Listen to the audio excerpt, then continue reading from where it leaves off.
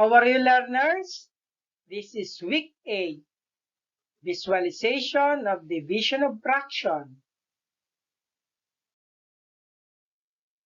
Fractions are well understood if it's represented by a circle or rectangular shape. It is easier to visualize such as halves, thirds, and quarter, or those denominators that has more factors such as 8s and 12s.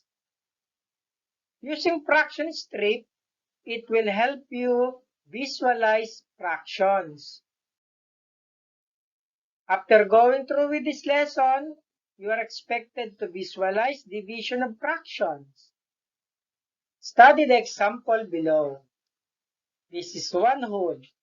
If we divide this into 8 equal parts, each part 1/8, 1/8, 1/8, 1/8, 1/8, 1/8, and 1/8.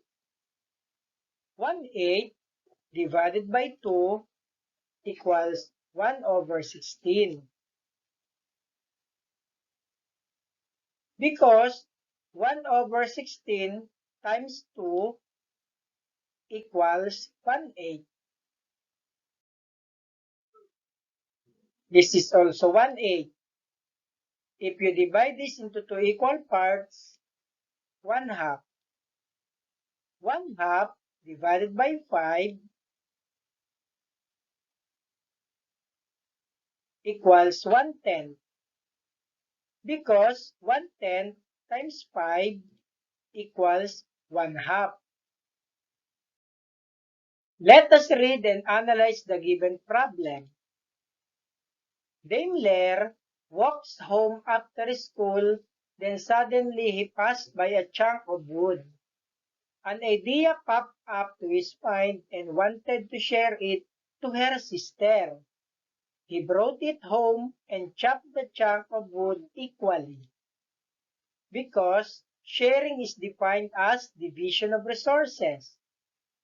Therefore, if you divide something, you're sharing. Learning task 1. Answer the given questions. Number 1. Have you experienced sharing? What did you share? Number 2. What did you feel? 3.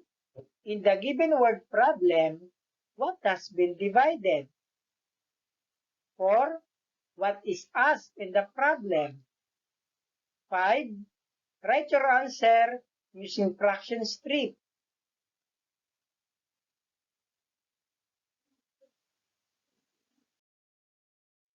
Learning task 2. Do what is necessary. Write your observation. Take 2 identical pieces of paper and fold one piece into 2 equal parts. Each part of the paper is 1/2. Divide one of the 2 parts into 3 equal parts. Color one small part in red. The red part is 1/2 divided by 3, or 1/3 of 1/2.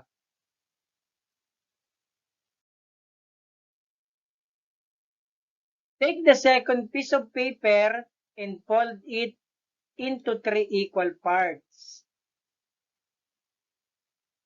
Each part is 1/3. Then fold one of the 3 parts into 2 equal parts.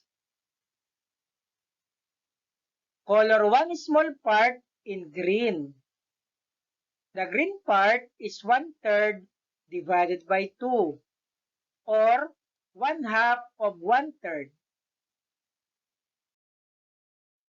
Fractions are a way to represent parts of a whole. It is written in A over B.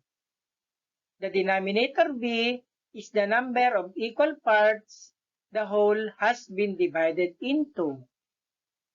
And the numerator A indicates how many parts are included. Learning task 3.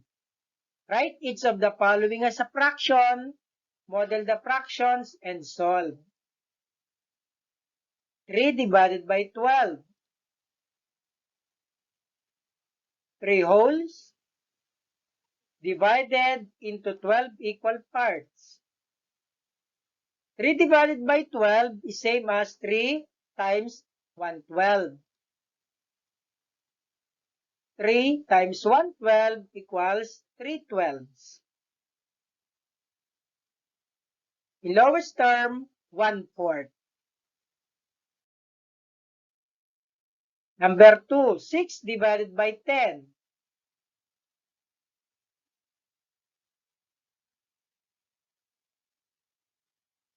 Then divide it into 10 equal parts.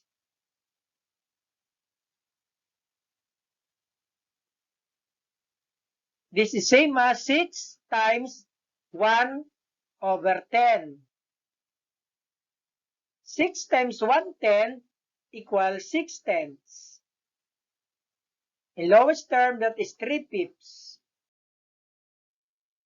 Can you try number 3 and number 4? Number 5, 2 divided by 4.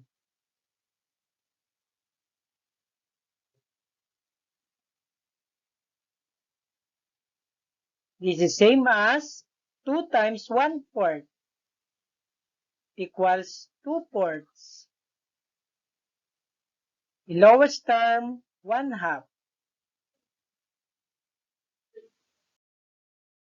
Number 6, 4 divided by 16.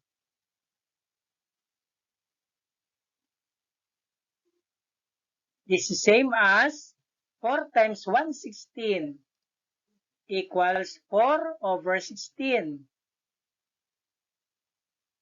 And that is 1/4 in lowest term. Please try number 7 and number 8.